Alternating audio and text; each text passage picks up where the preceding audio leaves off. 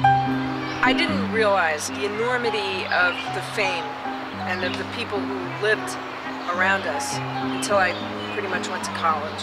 And everybody I knew was on our reading lists in the 20th century literature classes.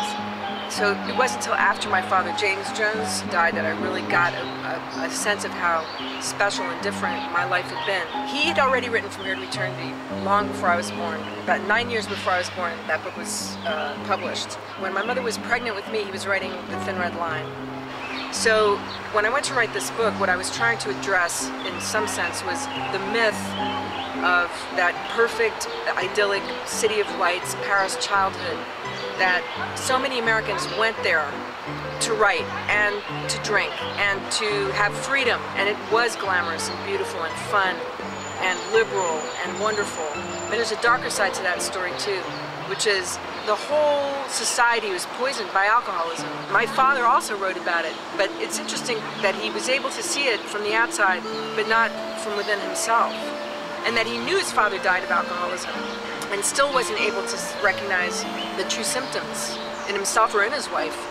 My mother drank all day. I mean, from the minute she got up until she went to bed. You know, everything demanded a shot of scotch, so she sort of maintained all day and then was really lit by 6 o'clock. I was on a downward spiral too through this whole thing. I mean, my mother and I used to go to Elaine's and sit there and drink until, you know, the place closed. Everything was wrong with this picture, but yet I couldn't, the thought of stopping was just inconceivable. It was really that emotionally I was in a great depression.